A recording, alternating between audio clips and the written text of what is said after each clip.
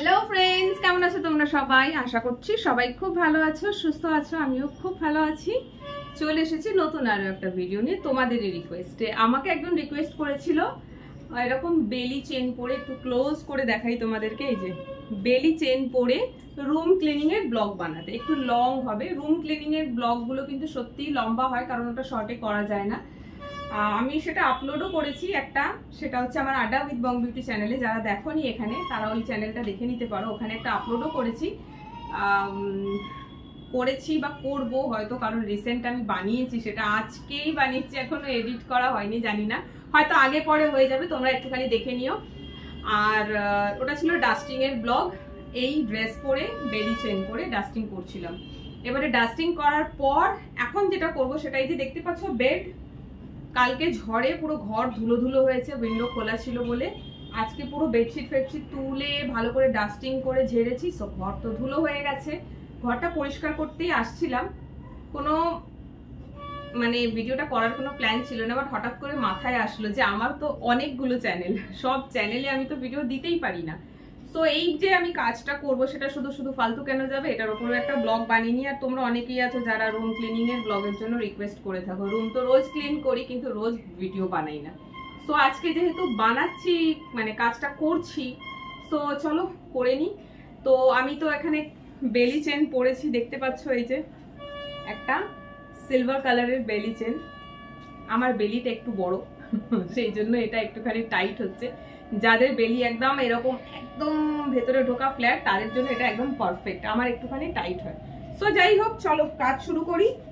সব থেকে আগে যেটা করব সেটা হচ্ছে, শাড়ি পরে ক্লিন করতে গেলে শাড়ি এরকম রাখলে কিন্তু হবে না।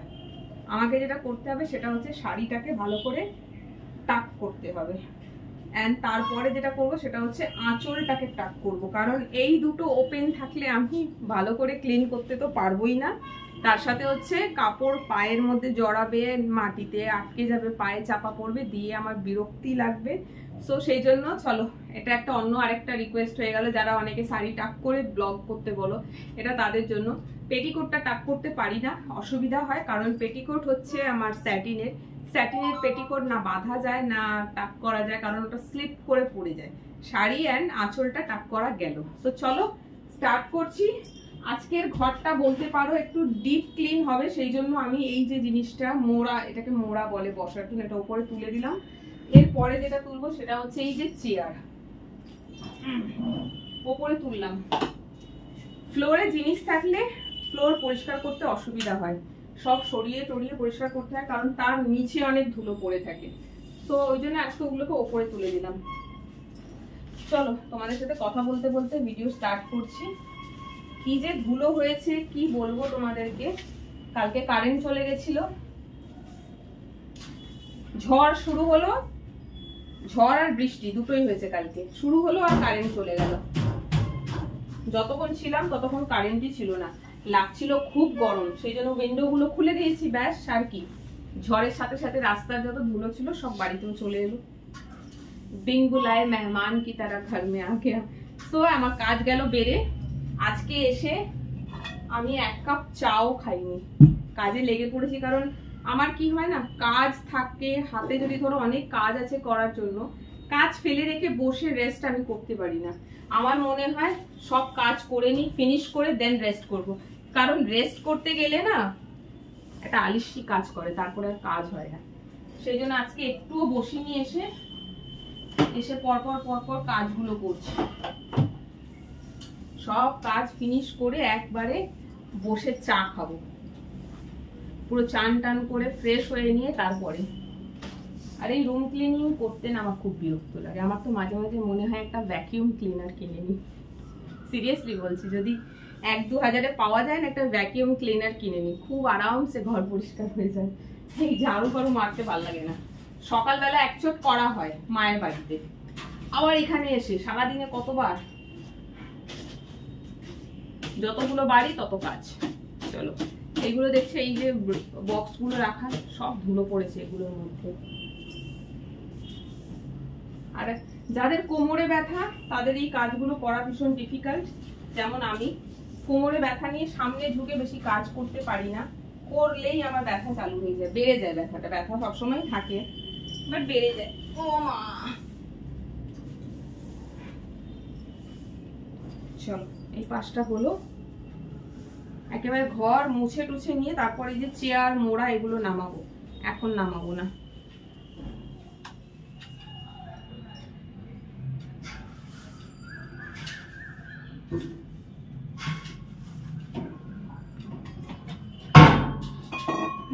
সব থেকে ডিফিকাল্ট পার্ট হচ্ছে এটা, যে জায়গাটা পরিষ্কার করতে আমার খুব বিরক্ত লাগে। এই যে সরাতে হবে এখন সব, একটার নিচে চাকা লাগানো আছে আর একটার নিচে চাকা নেই, আর এর পিছনে যত ধুলো গিয়ে আটকে যায়।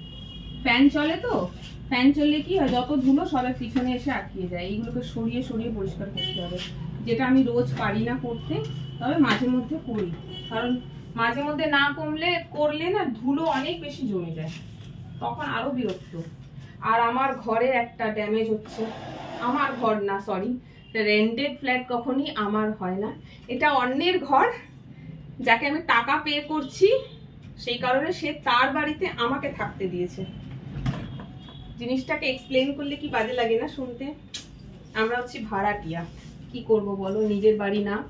তো এখানে না গ্রাউন্ড ফ্লোরে ঘর, তো নিচের দিকে ওয়াল পুরো ড্যামেজ হয়েছে। তোমরা এখানে দেখতে পারবে এই যে প্যারিস করা রয়েছে, প্যারিস ফুলে রং ফং সব ঝরছে, একটু ঠোকাঠুকি লাগলেই ব্যাস অমনি ফুলে ফুলে রয়েছে, তো একটু ঠোকা লাগলেই ঝরে পড়তে শুরু করে যায়।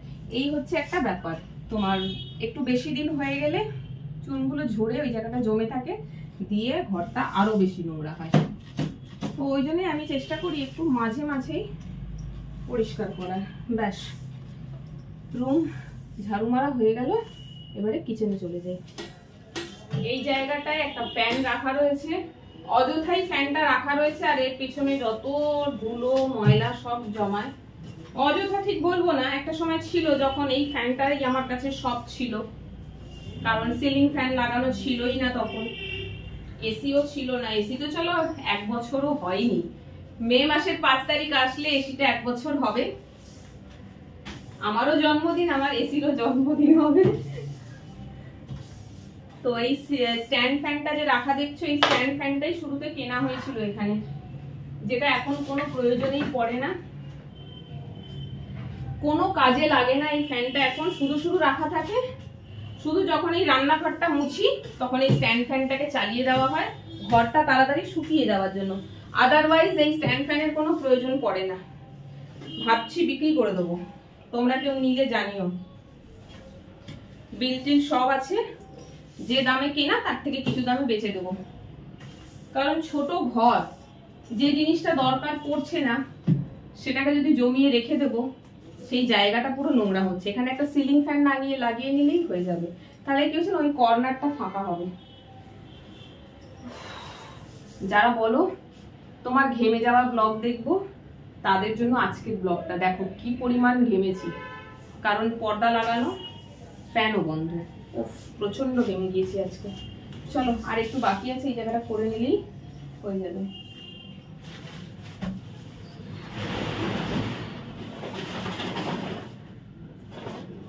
কালকের ঝড়ে সব ওলট পালট হয়ে গেছে আমার ঘরে। ওলট পালট মানে জিনিস পড়ে যায়নি, ধুলোর জন্য বলছি, এত ধুলো হয়েছে না, বিরক্ত লাগছে আমার।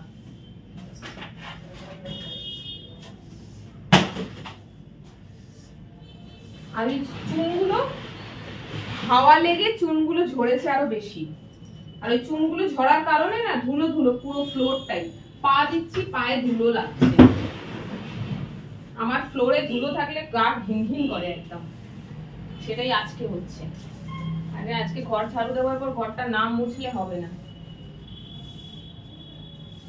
মুছতেই হবে। কালকেও ঘর ঝাড়ু পোছা সব করেছিলাম খুব ভালো করে, ডিপ ক্লিন করেছিলাম, করে কোনো লাভ হলো না। যদি জানতাম ঝড় হবে, সিরিয়াসলি বলছি, কালকে কিছুই করতাম না। কালকের খাটনি পুরো জলে গেল। ও মা,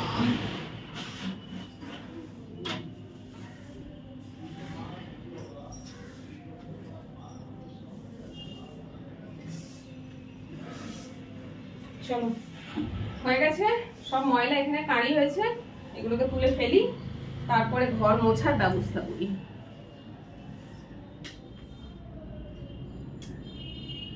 চলো, রুম খুব ভালো মতন করে ঝাড়ু মারা হয়ে গেছে, এবারে করব ঘর পরিষ্কার। এই যে আমি এখানে আমার ম্যাজিক মপ নিয়ে চলে এসেছি। এটা দিয়ে তো এটা এখন ইউজ করাই হয় না, বলতে পারো শখে কিনেছিলাম। আমার কাছে আরেকটা লাঠি আছে অন্য আরেক রকমের, সেটা দিয়ে রুমটা ক্লিন করি।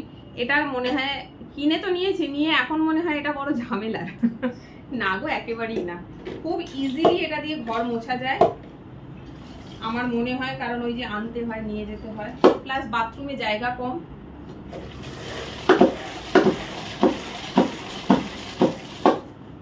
এটা ইউজ করলে হাতের কোনো প্রয়োজন নেই, না কাপড় ধুতে হবে না কাপড় শুকোতে হবে। চলো এবারে এটা দিয়ে ঘরটা মুছি। আর জলে আজকে একটু ফিনাইল মিলিয়ে নিয়েছি এক্সট্রা ক্লিনিং এর জন্য, যাতে ঘরটা খুব ভালো মতন করে ক্লিন হয়ে যায়। আর একদিনকে না স্টিলের খাটটাকে পরিষ্কার করতে হবে, কেমন যেন একটা হয়ে গেছে, খাটের যে একটা চকচকে ভাব থাকে সেটা চলে যাচ্ছে। স্টিলটা আবার কি করে পরিষ্কার করে জানি না, দেখা যাক একদিনকে খুব ভালো করে ক্লিন করবো এটা একটু সাবান জল দিয়ে। চলো একদিক থেকে মুছবো আর একদিক থেকে কাজগুলো করে নেবো। এটা নামিয়ে দিচ্ছি, এটাও নামিয়ে দিচ্ছি।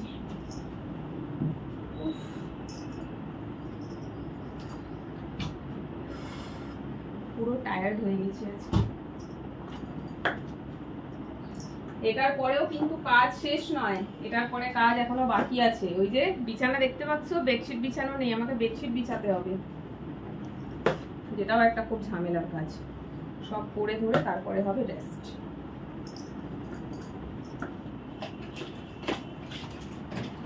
এখন না সবার বাড়িতেই এরকম ম্যাজিক মপ এসে গেছে। একবার যে ম্যাজিক মপ দিয়ে ঘর মুছবে, সে সত্যি বলছি এর দিওয়ানা হয়ে যাবে, তারপর আর হাত দিয়ে বসে ঘর মুছবে না। কারণ কি জানো? কারণ হাত পরিষ্কার থাকবে, হাতের নখগুলো ভালো থাকবে। যাদের অনেক বড় বড় নেলস আছে তাদের জন্য এটা খুব ভালো, আমার যদিও নেই। চলো বাকিটা করে নি। আর এটাতে কি হয় না, খুব ভালো করে মোছা হয়ে যায়, জল জল ভাবটা কম থাকে। ওইটা দিয়ে মুছলে ঘর একটু জল জল থাকে, শুকনো হতে দেরি হয়, এটাতে সেটা হয় না। আমি এটা ইউজ খুব কমই করেছি, এটা কেনার পরে ভিডিও বানিয়েছি, 3-4 বার হয়তো এটা ইউজ করে ঘর মুছেছি, তারপর আর এটা ইউজই করিনি। এটা বাথরুমের একটা কর্নারে রাখা ছিল, ভাবি এটা ইউজ করবো, কিন্তু ওই যে ফের ওটা বার করো, ধো, কুড়েমো কাজ করে একটা। দেখো কি তাড়াতাড়ি হয়ে গেল। এইবারে কিচেনটা পরিষ্কার করবো, দিয়ে ঘর ক্লিনিং এর কাজ আজকের মতন হবে শেষ। এটার আরেকটা সুবিধা কি জানো তো, এটাকে একটা রুম থেকে অন্য রুমে নিয়ে যাওয়ার জন্য এর নিচে চাকা লাগানো আছে, আর এখানে এরকম একটা হ্যান্ডেল করে দিয়েছে, তুমি এরকম করে টেনে সামনে পেছনে করতে পারো খুব ইজিলি, বালতি ধরে নিয়ে যেতে হবে না। এই আরেকটা সুবিধা এখানটা। চলো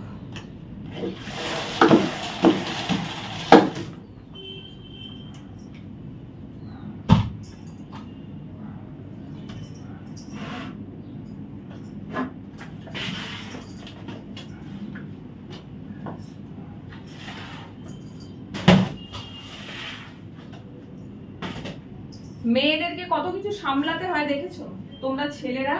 অনেক সত্যি আরামে থাকো, অনেক আরামে থাকো, তোমাদের টাকা ইনকাম করা ছাড়া সেই মতন করে আর সেরকম কিছু মানে তোমাদের টেনশন থাকে না, খালি 2 হাত ভরে টাকা ইনকাম করো। আর আমাদের টাকাও ইনকাম করতে হচ্ছে, সংসারটাকে একলা ঠেলতে হচ্ছে, ঘরেরও কাজ করতে হচ্ছে। আমার বাচ্চা কাচ্চা থাকলে তার একটা ঝামেলা, সবটাই সামলাও। মাঝে মাঝে মনে হয় জীবন থেকে ছুটি নিয়ে নিই, যেটা পসিবল হয় না, সেটাও আমরা পারি না।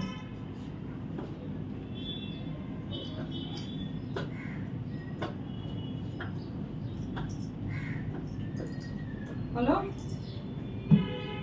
এবারে এক এক করে এই যে পা পোছাগুলো আছে সব যে যার জায়গায় প্লেস করে দিচ্ছি, দিয়ে লাস্টে কি করবো না, ফ্যানটা চালিয়ে দেবো, তাড়াতাড়ি শুকিয়ে যাবে।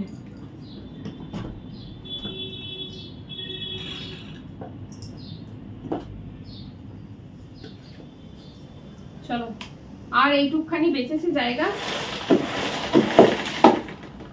এটুকখানি ক্লিন করলেই হয়ে যাবে।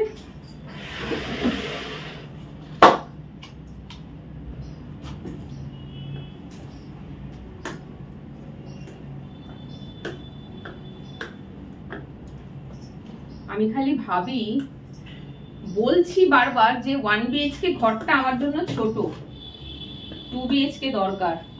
2 BHK ঘর নিলে যে কাজও বেড়ে যাবে, দুটো ঘর পরিষ্কার করতে হবে, তার মানে আরো একটা ঘর এক্সট্রা। যেমন সুখ আছে সেরকম বাঁশও আছে, লম্বা চওড়া একটা বাঁশ, রোজ দুটো করে ঘর মুছতে হবে। হ্যাঁ,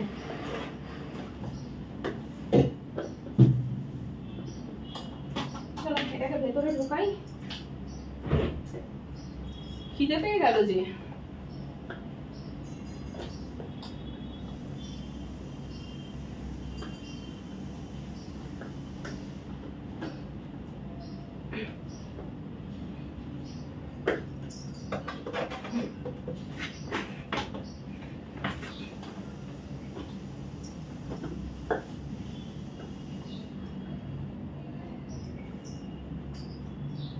চলো টাটা, ব্লগটা এখানেই শেষ করছি। না না, এখানে শেষ করলে হবে না, একটা কাজ বাকি আছে। কি বলতো, এই যে পাপোছাটা দিতে হবে, নইলে আমি বাথরুম থেকে বেরোবো কি করে, কাদা কাদা হয়ে যাবে তো। এখনো ফ্যান অন করিনি, ঘর পুরো ভেজা, এটা না দিলে হবে না।